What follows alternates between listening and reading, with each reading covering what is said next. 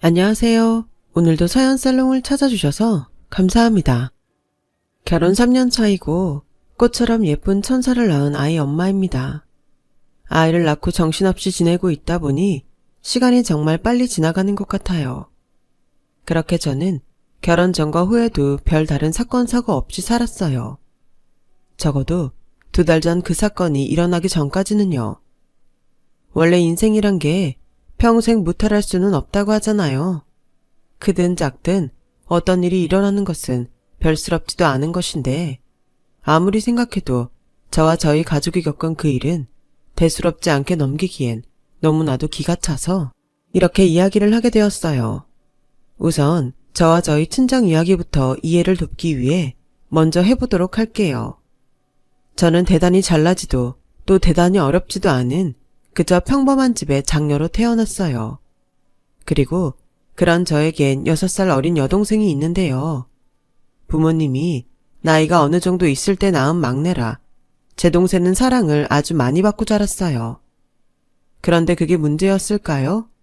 사춘기에 접어든 제 동생은 평범한 저희 집에 문제를 일으키기 시작했고 처음엔 잠깐 지나가는 호르몬의 장난이라고 생각했는데 점점 그 정도가 심해져 급기야 평범했던 저희 집의 일상을 위협하기 시작했어요. 안녕하세요. 저는 희진이 담임선생님인데요. 혹시 희진이 어머님 되세요? 언제부턴가 저희 엄마는 핸드폰에 모르는 번호만 뜨면 심장이 벌렁거린다며 제가 있을 땐 대신 전화 좀 받아달라고 했을 정도였는데 10번 중 6, 7번은 제 동생이 사고를 쳐서 걸려온 전화였죠. 너는 도대체 무슨 생각을 하고 사는 거야? 아빠 엄마가 요즘 너 때문에 얼마나 힘들어하는 줄 알아? 또 잔소리. 언니 네가 무슨 상관인데. 그리고 엄마 아빠가 불만 있으면 직접 말하라고 해. 왜 매번 언니 네가 대신하는 건데? 설마 괜히 만만한 나한테 짜증내려고 일부러 뻥치는 거 아니야? 너 정말 그 말버릇 안 고칠 거야? 나도 네 말 따라 뻥이면 좋겠다. 도대체 언제 정신 차릴 건데? 넌 뭐 커서 되고 싶은 것도 없어? 동생이 6살 어리다 보니 저는 이미 사회인이었지만 동생은 학생이었고 이미 동생을 낳을 때 나이가 적지 않았던 부모님 대신 제가 동생에게 훈육을 하곤 했는데 동생은 부모도 아니면서 언니인 제가 나선다고 늘 불만이 가득했어요. 그래서 저와 저희 부모님은 자연스럽게 반쯤 동생을 포기하게 됐고 그저 저 질풍노도의 시간이 빨리 지나가기를 바라고 또 바랬는데 뭐가 문제인지 동생의 사춘기는 20살을 넘기고 어른이 돼도 끝나지 않았어요. 오히려 어른이 되어서는 통제하기가 더 힘들었죠. 그러다 제가 4년 만난 지금의 남편과 결혼을 하게 됐어요.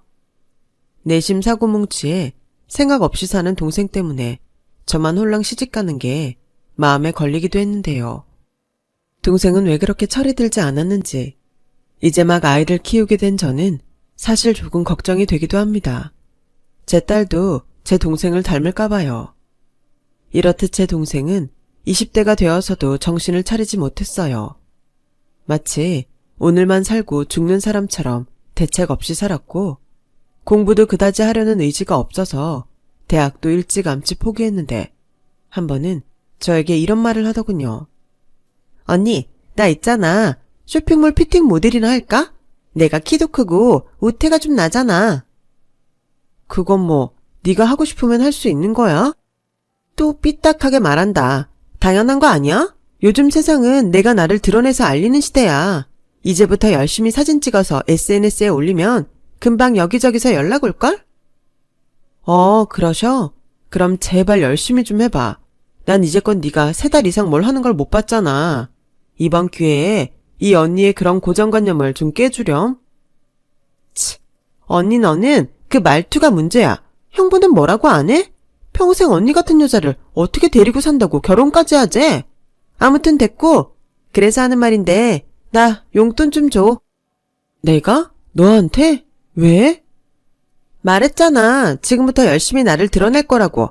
그러려면 머리도 해야지, 옷도 사야지.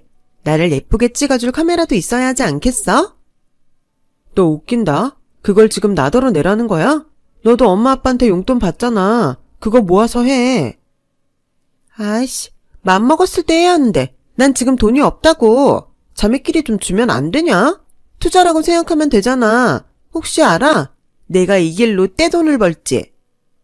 됐네요. 장희진, 머리 그만 굴려. 그리고 정말 돈이 필요하면 알바라도 하던지 취직 좀 해. 너도 너 살궁리는 해야 할 거 아니야. 언제까지 부모님 밑에서 애처럼 의지할 건데? 돈도 안 주면서 잔소리는? 언니는 신경 꺼. 나는 실컷 놀다가 돈 많고 능력 좋은 남자한테 시집 갈 거니까. 시집 가서도 남편 돈으로 편하게 놀고 먹을 거니까 언니 너 나중에 나 부러워하지 마라. 한심하죠. 남이 봐도 그런데 피를 나눈 저는 오죽할까요. 그렇듯 제 동생은 생긴 건 예쁘장하게 생겼는데 입만 열면 저와 저희 부모님에게 고구마 100개는 먹인 것처럼 답답하게 만드는 존재였어요. 그리고 그때도 결국엔 입만 떠들고 실컷 부모님 돈으로 쇼핑만 했을 뿐 어디서도 연락 온 곳은 없었고요. 그러니 아무리 좋게 봐주려고 해도 그러기가 힘들었죠. 저희 부모님 저런 막내딸을 어쩔 수 없는 당신의 업보라고 생각하실 정도였는데 그러던 어느 날 전혀 생각지도 못한 이야기를 듣게 됐어요.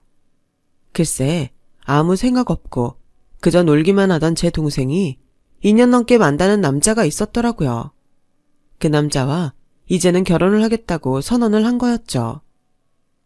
네가 무슨 2년씩이나 사람을 만나? 너 여태 그런 얘기 없었잖아. 그야 확신이 들기까지 시간이 걸렸어. 이 남자 저 남자 만나다 보니까 이 남자밖에 없구나 싶더라고. 그때 제가 아이를 막 낳았을 때였어요. 처음 하는 육아에 정신이 하나도 없던 때였는데 저희 부모님은 제 동생 나이가 27살 정도 됐으니 남자만 괜찮다면 차라리 일찍 시집을 가는 것도 괜찮다고 생각하는 눈치였어요. 하지만 저는 평소에 동생이 남자 보는 눈이 없다는 걸 알았기에 부모님과는 달리 걱정이 많았죠. 이번에도 무슨 사기라도 당하는 것이 아닐까 우려가 됐는데요. 동생은 그런 저의 걱정에도 나를 세웠어요. 그래서 더 수상하게 생각했죠. 좋아, 인연을 만났다고 치자. 그 사람 뭐 하는 사람인데 직업이 있을 거잖아. 왜 또 시비야? 시비 아니고 그 사람 직업이 뭐냐고. 뭐 하는 사람인지 알아야 나도 걱정을 안 할 거 아냐.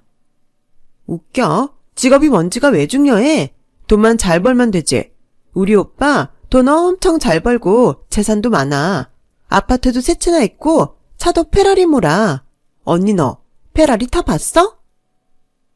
넌 내가 그렇게 말했는데 어쩜 그렇게 한결같이 안 변하니? 물론 돈 많고 잘 벌면 좋지. 근데 어떤 일로 돈 버는 건지는 더 중요해.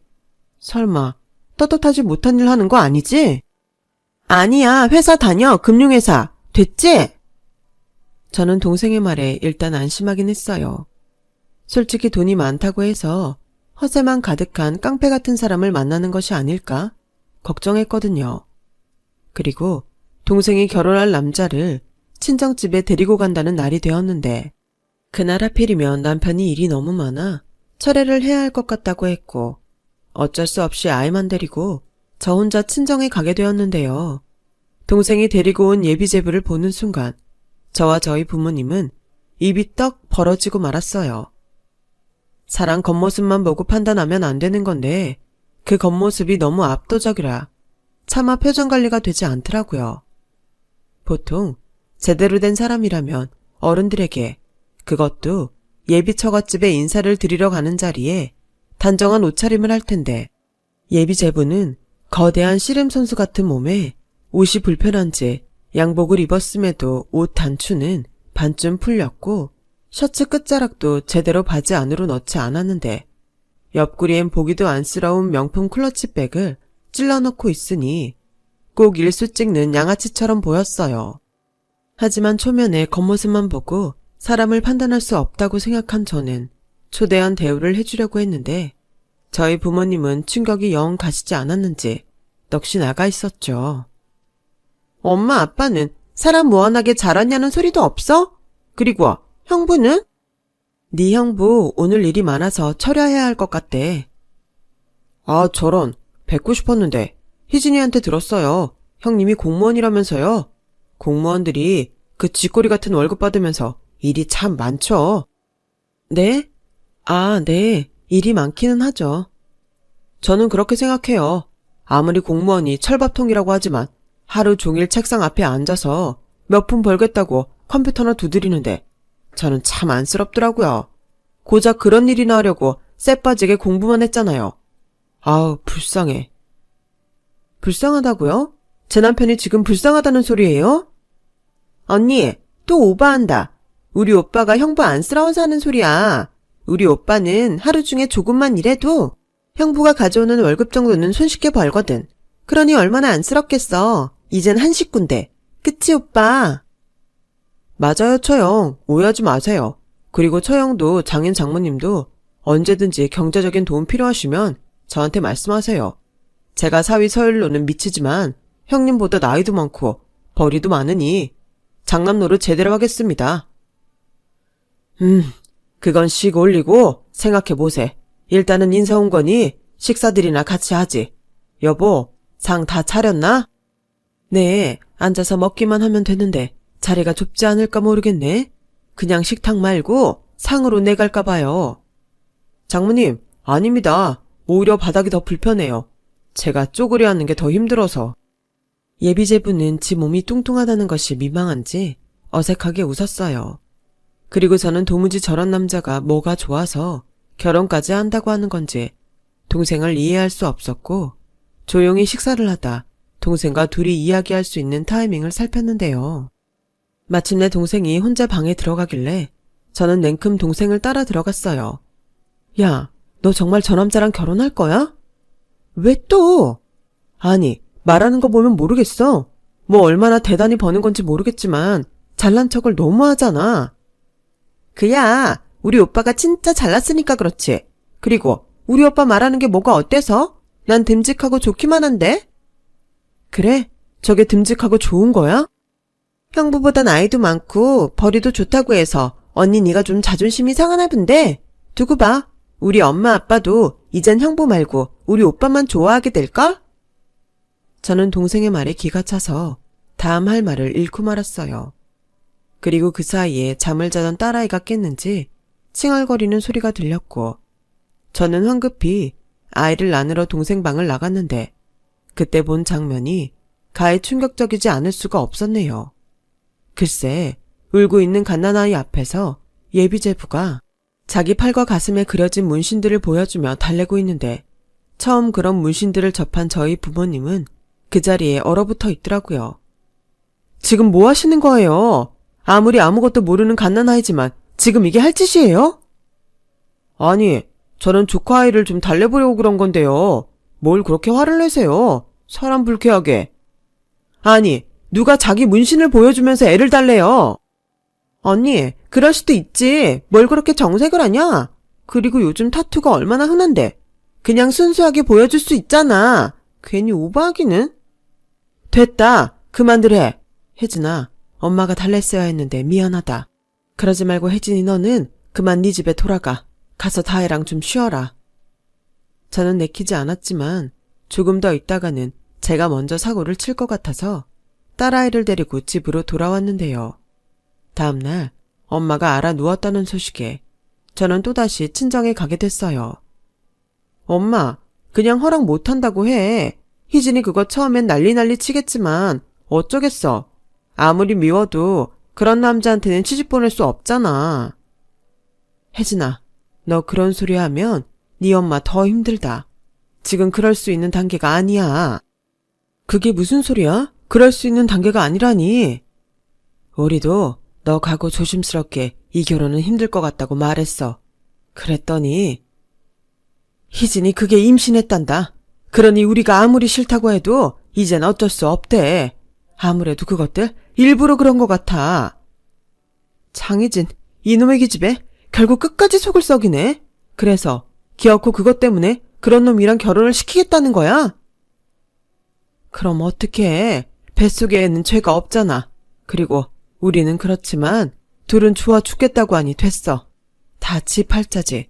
그래서 상견례 날짜 잡기로 했으니까 정서방한테 말해서 그날 같이 와.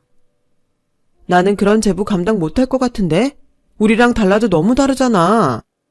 그냥 나랑 네 엄마는 희진이 그거 결혼시키고 안 보기로 했다. 괜히 옆에서 보고 환장하느니 그냥 안 보고 잘 살겠거니 하기로 했어. 그러니 너도 이제 더는 이 얘기는 하지 마라. 저는 자포자기한 얼굴을 한 친정 부모님을 보고 차마 걱정스럽다는 말을 더는 할 수 없었어요. 그리고 근심 걱정 가득한 저를 보며 남편도 내심 걱정스러운 얼굴을 했는데 예비제부를 보지 못해서인지 속 편한 소리를 하는 거 있죠. 자기야, 자기가 뭘 걱정하는지는 알겠는데 제일 중요한 건 처제가 좋다잖아. 게다가 아이까지 가졌으면 이젠 우리라도 축복해줘야 하지 않겠어? 머리로는 그래야 한다고 생각하는데 도저히 그런 마음이 안 생겨. 그날 자기가 그 남자를 못 봐서 그런 소리를 하는 거야. 자기가 공무원이라고 얼마나 무시했는 줄 알아? 세상에, 내가 살다 그런 소리를 처음 듣는다고. 우리 여보가 사실은 그 말에 열받았구나. 왜? 나 공무원 맞는데. 그냥 나쁜 뜻 없었으면 넘어가자. 이젠 한 식구인데 봐줄 수 있는 건 봐주자고.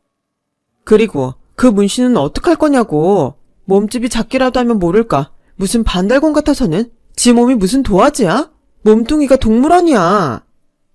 에이, 요즘 그런 소리 하면 안 돼. 요즘 젊은 사람들 타투 많이 하던데. 괜히 그런 걸로 사람 선입견 가지면 자기 나중에 실수한다. 그래, 나도 내가 그럴까봐 무서워. 그래서 상견례 자리도 안 나가고 싶은데 안 갈 수도 없고 정말 싫다. 그러지 말고 내가 이번에 가서 남자 대 남자로 제대로 봐볼 테니까 자기는 나서지 말고 참아. 알았지? 또 혹시 알아? 표현은 거칠어도 좋은 사람일 수 있잖아. 저는 남편의 그 말을 듣고 예비 제부를 향한 제 마음이 제발 저의 선입견이길 바라고 또 바랬어요. 어찌됐든 미우나 고우나 제 동생의 배우자가 될 사람이었으니까요. 그리고 그런 기도하는 마음으로 상견례 날 저희 가족은 약속된 장소에 도착했고 예비 사돈분과 예비 제부가 이미 도착해 자리에 앉아 있었는데요. 예비 제부는 저희 가족을 봤음에도 전혀 자리에서 일어날 생각을 하지 않았어요. 그리고 옷이 답답한지 자리가 답답한지 이번에도 셔츠를 반쯤 풀어 헤치고 있었는데 그 셔츠 사이로 용인지 지렁인지가 자꾸 제 눈에 들어와 저는 애써 시선을 옮겨야 했어요. 게다가 좌식 자리가 불편한지 예비 제부는 다리를 보기 싫게 쫙 벌리고 있었는데 그냥 그 모든 것이 저 남자의 인품을 여실히 보여주는 것만 같아서 저도 모르게 눈살이 찌푸려지고 말았어요. 하지만 제 동생은 그런 남자를 보는 순간 뭐가 그렇게 반갑고 좋은지 코맹맹이 소리를 내며 달려가 예비 사돈분과 예비 제부의 사이에 앉았고 이미 그쪽 어머니와는 친해진 듯 살갑게 대화를 나누는데 순간 이젠 정말 제 동생이 저 집 사람이 되는 건가? 실감이 나더군요. 장희진, 이리 와. 오늘 상견례 자리인데 네가 거기 있으면 어떡해? 뭐 어때? 우리 식구는 사람이 너무 많잖아. 어차피 다 같이 앉아서 밥 먹는 건데 난 여기서 우리 어머님이랑 우리 오빠랑 먹을게. 드세요. 이미 희진이는 우리 집 사람이나 다름없으니 희진이 말대로 상관없습니다. 그나저나 인사가 늦었네요. 안녕하세요. 뵙고 싶었습니다. 저는 제 아들이 평생 결혼도 못하고 혼자 살까봐 걱정이 많았어요. 근데 우리 희진이 같은 며느리가 우리 아들을 기다리고 있었다니 요즘 눈을 뜨고 있어도 꿈을 꾸는 것 같다니까요. 게다가 애교는 또 어찌나 많은지 하루라도 더 빨리 제 며느리로 데려오고 싶은 심정입니다. 네, 저희 딸을 그렇게 예쁘게 봐주셨다니 저도 고맙습니다. 그리고 서서방? 네, 장모님. 이젠 아들이라고 생각하시고 편하게 부르세요. 그냥 영씨가 라고 부르셔도 됩니다. 그럼 저도 엄마라고 부를게요. 그래. 차차 그러세. 아우, 우리 안사도님은 부끄러움이 많으신가 보네요. 첫째 딸이 엄마를 닮았나? 나이 차이가 있다고 하더니 정말 밖에서 보면 언니가 아니라 이모인 줄 알겠네요. 우리 그러지 말고 뭐 좀 먹으면서 편하게 얘기할까요? 저희 아들한테 들으셨는지는 모르지만 저희는 혼수구모고 하나도 필요 없습니다. 희진이 하나면 차고 넘쳐요. 봤지? 우리 시어머니가 이런 분이셔. 나 시집 엄청 잘 가는 거야. 그렇죠, 어머니.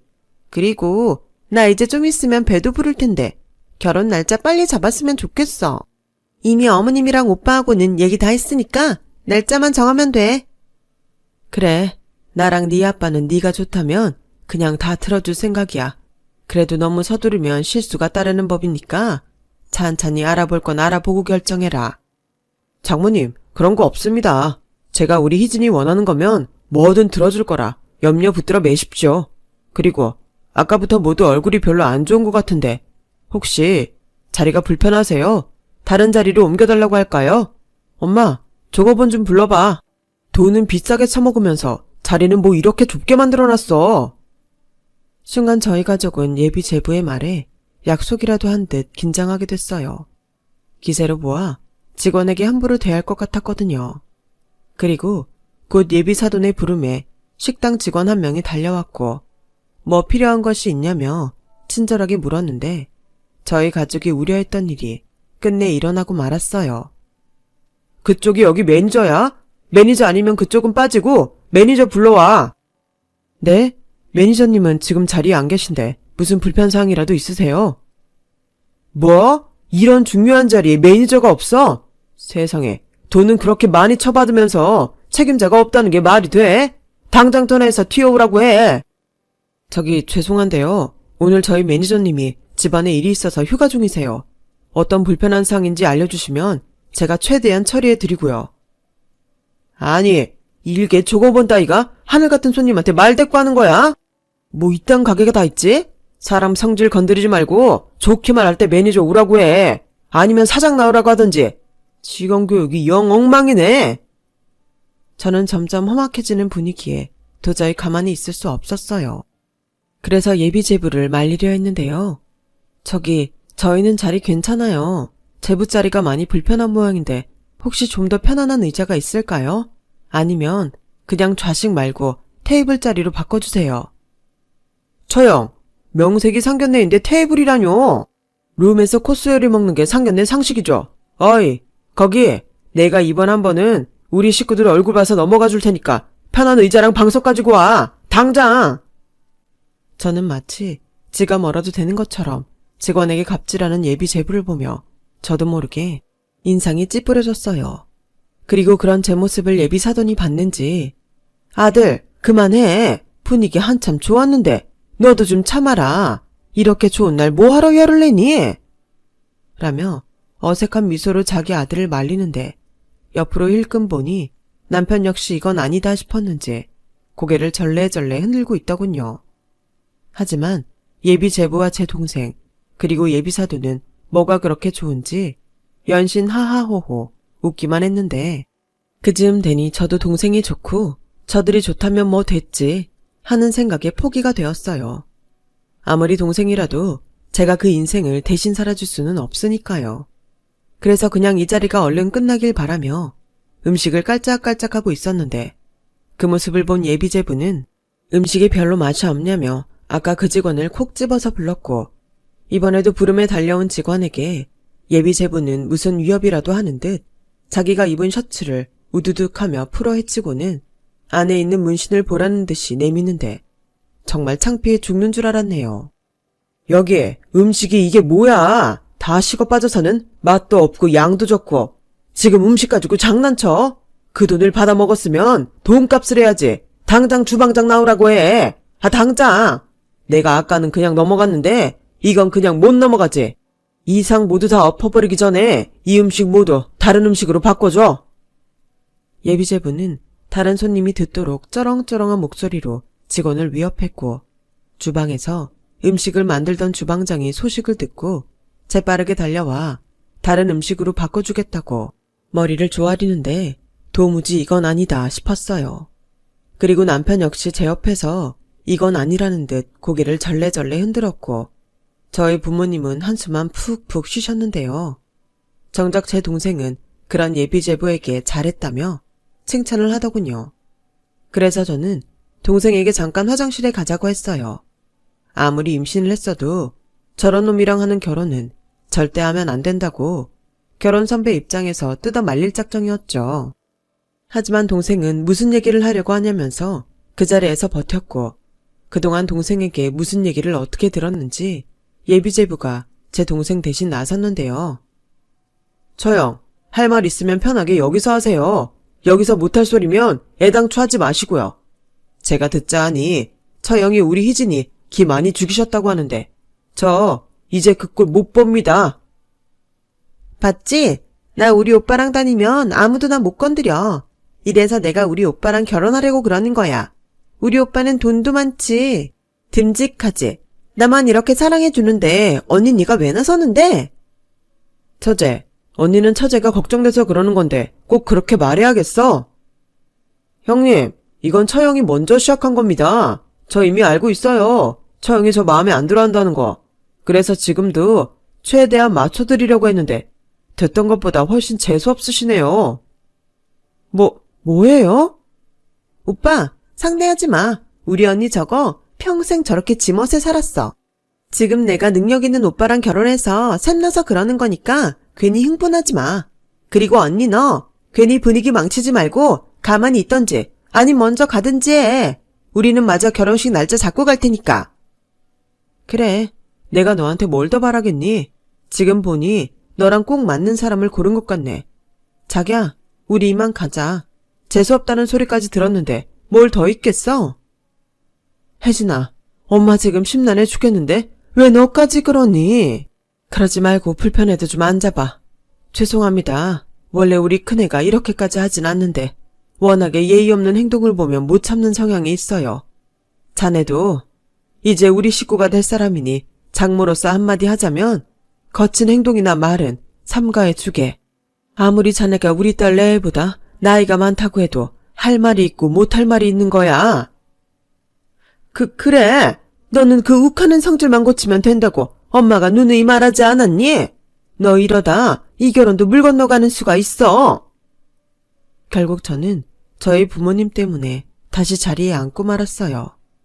그리고 연신 동생과 눈으로 거친 대화를 주고받았는데 예비제부가 이번에는 저와 불편한 감정을 풀고 싶었는지 먼저 말을 시작했어요. 처형, 좀 전에는 제가 지나쳤습니다. 인정합니다. 제가 워낙에 다혈질이라 이해해주세요. 그리고요, 저 희진이 정말 사랑하고 평생 행복하게 해줄 자신 있어요. 장인 장모님, 제가 겉보기엔 좀 거칠어 보여도 속은 진국입니다. 그리고 이거 한번 보시겠어요? 예비제부는 그렇게 한껏 자기 어필을 하더니 핸드폰을 꺼내 저희 부부와 부모님에게 사진첩을 보여주기 시작했고 그 사진첩에는 예전에 동생이 말했던 페라리 차와 여러 명품을 찍어놓은 사진으로 가득했죠. 아무래도 이번에는 우리들에게 자신의 능력과 부를 과시하고 싶었던 것 같아요. 그런데요, 저희 가족들이 모두 그 사진첩에 별다른 반응을 하지 않자 예비제부는 이번에는 가만히 있는 제 남편에게 말을 걸기 시작했고 끝내 분위기는 더욱 나빠지고 말았네요. 형님은 원래 그렇게 말수가 적나요? 아니면 제가 있어서 불편해서 그러세요? 요즘 공무원 월급은 얼마나 해요? 예전이나 공무원이라고 하면 알아주기도 했지만 지금은 영 아니지 않나? 안전한 거 빼면 뭐 있나 해서요. 혹시 생각 있으면 제 밑에서 일해보시면 어때요? 능력제라 하는 것만큼 벌 수 있는데 형님은 공무원 시험에 합격할 만큼 머리가 되니까 아마 조금만 배우면 큰 돈 버실 수 있을 거예요. 저는 괜찮습니다. 지금 하는 일에 만족하고 보람도 느끼고 있어요. 그러니 저까지 신경 쓰지 않으셔도 되니 처자한테나 잘해주세요. 그리고 아까부터 계속 참았는데 적어도 저희 가족과 함께 있을 때는 필요한 말 외에는 하지 않으시는 게 좋은 것 같아요. 원래 말이라는 게 많으면 실수가 생기는 법이니까요. 거참 딱딱하게 나오시네. 저는 형님이지만 동생 같아서 도와주려고 한 건데 저는요 1년에 3, 4억은 법니다. 형님은 대략 한 5천 정도 버나요? 근데 형님은 고작 그 5천 벌면서 그때 보니까 철야도 하시고 이제 갓 태어난 애도 있는데 처형 혼자 독박 육아나 시키시는 것 같은데 저라면 애 봐줄 유모 한 명쯤은 고용했을 겁니다. 충분히 그럴 능력이 있으니까요. 직업이 뭐가 중요한가요? 돈만 많이 벌면 그게 제일입니다. 아, 그래요? 듣자하니 궁금해져서 그러는데 무슨 일을 하는데 돈을 그렇게 많이 버는데요? 구체적으로 어떤 일을 하시는지 알아야 제가 마음을 바꾸던지 하죠. 설마 떳떳하지 못한 돈은 아닌 거죠? 어느새 저와 동생의 신경전은 그렇게 저희 남편과 예비제부로 옮겨간 듯 했어요. 그리고 말이 동서지 예비제부는 제 남편이 자기보다 어리다고 시종일관 무시했는데 돈으로도 제 남편이 기가 죽지 않자 기분이 상한 듯 표정이 좋지 않았어요. 그리고 개벌은 남 못 준다고 이미 사라지고 없는 셔츠를 반쯤 벗어 저희 남편 보라는 듯이 과시하기 시작했는데 좋지도 않은 몸에 새겨진 문신이 꼭 예전에 학교 다닐 때 바바리면 보는 것처럼 제 눈이 썩어 들어가는 것 같았어요. 그러자 이번엔 저희 남편이 참지 못하겠다는 듯 큰 소리를 내기 시작했고 그렇게 상견례장은 점점 걷잡을 수 없게 돼버렸는데요. 지금 뭐 하는 겁니까? 여기 어른들도 다 계시는데 당장 옷 입지 못해요. 아니, 아무리 서열을 형님이라고 하지만 나보다 나이도 어린 게 어디서 명령을 하고 지랄이야. 아들, 진정해. 너 이러다 또 사고친다. 희진아, 네가 좀 나서서 말려봐. 형부, 진짜 너무해요. 그냥 좀 넘어가주면 안 돼요? 무슨 콧대가 그렇게 높아? 처제야말로 이렇게 식구들 걱정시키면서 이 결혼을 해야겠어. 아무리 임신을 했다고 해도 처제 인생에 걸린 문제야. 장인 장모님, 저도 들어서 알지만 이 결혼 막아야 합니다. 처제 저러다 큰일 나요. 그때였어요. 예비 제부는 끝내 지 분을 참지 못하고 상을 엎어버렸고 음식이 죄다 쏟아지면서 저희 부모님이 그 음식을 뒤집어 쓰게 됐는데 예비 제부라는 놈은 완전히 이성주를 끊어먹었는지 분위기를 더욱 험악하게 만들었어요. 아니, 내가 어디가 어때서 큰일이 난다는 거야. 아버님, 어머님, 어디 입이 있으면 말씀해보세요. 언제는 희진이 원하면 뭐든 상관없다면서요. 솔직히 희진이 이 집안에서 찬다꾸러기라는 거 저 모르지 않습니다. 그래서 그냥 대충 넘어갈 거라고 생각했는데 아니, 내가 내 돈으로 희진이 행복하게만 해주면 그만 아닙니까? 그래, 이왕 이렇게 다 엎어진 거 내 속 시원하게 다 말하겠네. 자네가 돈을 얼마를 버는 건지 여기 있는 우리 식구는 다 관심이 없어. 하지만 자네가 이렇게 사람을 함부로 대하고 똥인지 된장인지 구별을 못하는 건 우리는 도무지 받아들일 수가 없네. 우리는 다른 건 몰라도 인성이 좋은 사위를 원해. 인성이요? 인성이 밥 먹여주나요? 인성만 좋으면 행복하답니까? 아주 웃기지 않는 집구석이네. 그놈은 그렇게 말하고 지 앞에 있는 유리컵을 신경질적으로 3개 던졌어요. 그리고 그 유리컵이 깨지는 소리에 여기저기서 비명이 들렸는데 저희 남편이 저와 아기 그리고 저희 부모님을 보호하느라 앞으로 나섰고 둘은 그렇게 몸싸움을 하게 됐어요. 저는 연애할 때도 결혼하고도 남편이 누군가와 몸싸움을 하는 것을 본 적이 없었기에 많이 놀랐는데 제 동생은 아무렇지 않다는 듯 어이없게도 코웃음을 쳤고 저는 그런 동생의 뺨을 3개 내리치고 말았어요. 그러자 저에게 맞은 동생이 귀청이 찢어지게 왜 때리냐며 소리를 질렀고 그 소리에 저희 애는 울기 시작했는데 정말 식당 안은 아수라장이 되고 말았죠. 그때였어요. 식당 직원이 경찰에 신고를 했는지 밖에서 경찰서 사이렌 소리가 들렸고 순간 그 소리에 그놈이 먼저 반응을 보였는데요. 에이씨, 왜 경찰을 부르고 지랄인데? 내가 다 변상하면 되잖아. 당장 돌려보내. 맞아요. 손님한테 이런 법이 어딨어? 어딨긴 이렇게 소란을 피웠는데 식당 입장에서는 당연한 거 아니야? 이게 다 네가 잘못 고른 저 남자 때문이잖아. 웃겨? 이게 왜 우리 오빠 탓이야? 언니 탓이고 형부 탓이지? 남의 상견례 망치니까 좋아? 여기까지 왔으면 그냥 가만히 있으면 될걸. 왜 나서? 난 진짜 이해할 수가 없어. 엄마도 아빠도 이상해. 왜 언니랑 형부를 가만둬? 뭐라고 해야 하는 거 아니야? 오빠, 이젠 다 필요 없어. 그냥 우리끼리 씩 올리고 혼인신고하자. 나 오늘부로 저 집 사람 아니야. 처제 뜻은 잘 알겠는데 오늘 저 사람이 한 행동은 법적으로 책임 물을 게 많아. 여기 있는 사람들 모두 피해자니까. 거기 있는 경찰분 잠시만 기다려주세요. 제가 전부 소명하겠습니다. 형부, 아니지. 당신 끝까지 이럴 거야? 우리 오빠 무서운 사람인데? 그때쯤 저희 엄마는 거의 쓰러지기 일보 직전이었어요. 그리고 그때였어요. 먼저 몸싸움으로 저희 남편 주머니에 있던 출입증이 떨어졌는지 잠시 동안 사돈이라 불렀던 여자가 그 출입증을 주워들었고 거기 적혀있는 문구를 읽었는데 모자지간 얼굴이 하얗게 사색이 돼버렸죠. 그 출입증은 저희 남편이 법원에 갈 때 사용하는 법원 출입증이었어요. 저희 남편 직업이 검사거든요.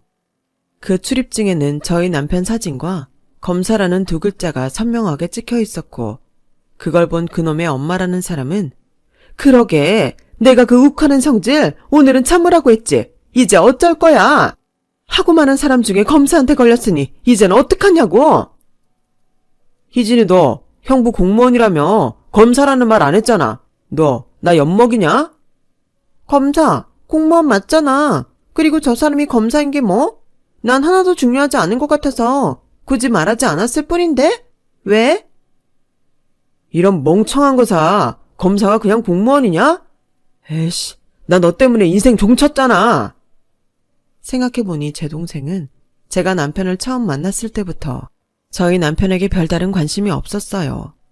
다른 집 처제들은 형부 하면서 살갑게 군다는데 제가 워낙 동생한테 엄하다 보니 동생이 다가오지 않으려 했고 그렇다 보니 지 형부가 검사라는 자각도 크게 없었던 것 같은데 그래도 그렇지 어떻게 검사를 그냥 공무원이라고 소개했는지 제 동생이지만 참 어이가 없던 순간이었어요.